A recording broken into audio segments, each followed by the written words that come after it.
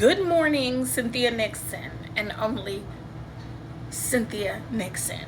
You are having a very unprecedented week where you are in two HBO Max series. One had their season 3 finale, which was phenomenal. I've watched the Gilded Age season 3 finale like 3 times already. Okay, and we'll watch it again. It was just brilliant on so many levels. And then the series finale of And Just Like That. So let's clock it. I watched the series finale of And Just Like That last night, and I kept waiting for something to happen. The only thing I understood is you get a pie, I get a pie, everybody get a pie, and then life goes on. And then there's music playing. WTF, Sarah Jessica Parker. WTF. Like, I understand that HBO pulled the plug on this tragedy before you were ready for it to end. But the fact that your episodes went from 45 minutes to 38 minutes to 24 minutes, bitch, I was waiting for it to just go to 12 minutes, meaning y'all did not fully develop this season or any of the other seasons. There were so many missteps, and I was just like, what is really going on? That wasn't a finale. That didn't even give me a continuation feeling. That just gave me that you were not perfecting your craft. You were not honing in. I don't know who the writers are.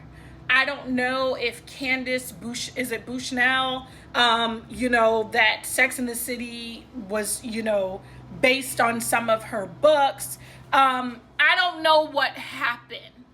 But it was just an epic fail. And don't blame the minorities, okay? Naya, Lisa, Seema, they all brought something different. New characters are just that. It's developing, you're getting to know them. Let me tell you some of the missteps y'all made. One was killing Big off in the very first part. I'm sorry. The whole Sex and the City series follows Big and Carrie's love story. We are invested in that love story. I don't know. You could have made one of them cheat. I don't know what it was you could have done, but killing him off, first misstep. Second misstep was moving forward with the project without Kim Cattrall. I'm sorry. The little cameo, it didn't really wet my whistle. And I understood that she stood her ground. She said, y'all had the whole series, and I did the 2 damn movies. Y'all got the conclusion of Samantha. And it is what it is, right?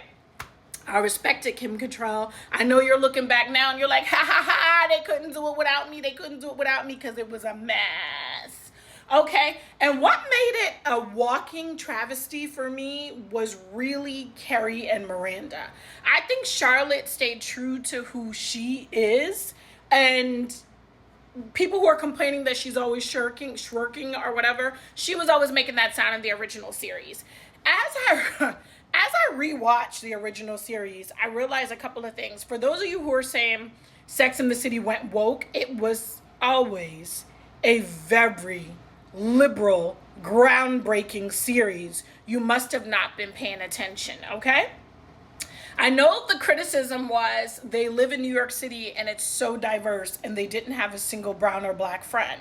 To be honest, I don't really care. It's like Game of Thrones, right? One of the reasons why I love Game of Thrones is it was just the white people out there doing what they did. And I could watch it as pure entertainment.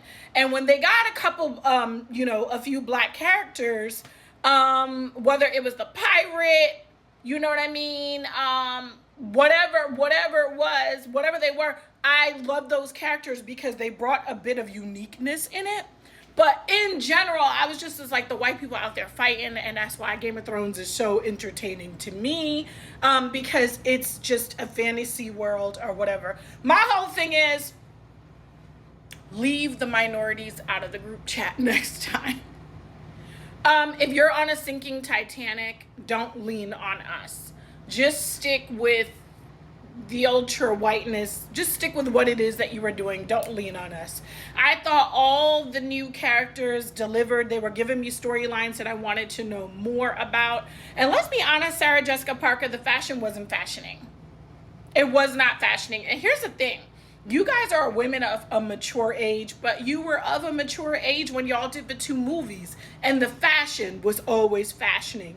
Like, did you just give up on yourself? Was there not enough gays in New York who could dress you? And I'm specifically speaking to Carrie's character. I never saw so many missteps in my life. It was just a mess. But in general, I understand that you thought there was a story to be told, and I understand that you thought HBO owed you something. But to be honest, you played in our faces for 3 seasons, and this last one was the least developed of them all. Also, what you did to Stanford's character by not giving the actor that plays Stanford his proper send-off and giving him some weak-ass storyline, whoever who came up with that should be permanently fired. The fact that I've heard rumors that Sarah Jessica Parker has never watched a full episode of And Just Like That, yet when I watch cast members in The Gilded Age talk, they talk about episodes they've acted in and watched. And baby, they're giving theater. They're giving TV. They're giving cinematography. They are giving Broadway. They are giving the performances of their life. And bitch, they definitely watch them episodes. I think the whole And Just Like That series is tone deaf. And like some of my past relationships, I'm just going to pretend it didn't happen. And everything ended with the second movie when all the girls were together. HBO should have cut you off after the first fucking season, but they let you go. And they let you run wild for 3 seasons. Take that shit. I'm sorry. HBO would not allow other shows to not even consistently say they're giving us a solid 30 minutes. They allowed you sometimes to have a 24-minute episode when the others were 45 or whatever. What was going on? It's like everybody, producers, writers, everybody just gave up. And then Miss Sarah Jessica Parker, you actually looked at the script and didn't say, WTF? What is going on here? If this is your baby, you didn't take control of your baby. You let it run wild. And now everybody's trying to blame the minorities. No. You got, Miranda walking around thirsty. I don't want her thirsty for a man, and I don't want her thirsty for a woman. I understand that she's into women now, and I applaud it. But y'all had the whole second season, she is chasing them, and nobody wants her. Y'all took her from this top corporate lawyer, and then she was homeless, and she was interning, and she was just all over the place. But y'all failed Miranda in the original series. She should have never she should have never ended up with Steve. She had the right idea. She accidentally got pregnant. She was going to keep the baby. She had the right idea that they should just co-parent.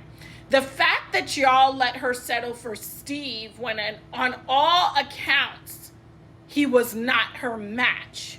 He's the guy, and I love the character that, the actor that plays Steve. I love Steve, but I like Steve as their friend or as the person that Miranda's going to co-parent. But in general, especially after he cheated in the first movie, it should have been the end. He was the dude she settled for. Then he cheated out of insecurity. And it just seemed like homegirl was spiraling after. So y'all failed her a while ago. But then y'all followed up with this shenanigans. And I get it, Cynthia Nixon. You wanted to be true to the character.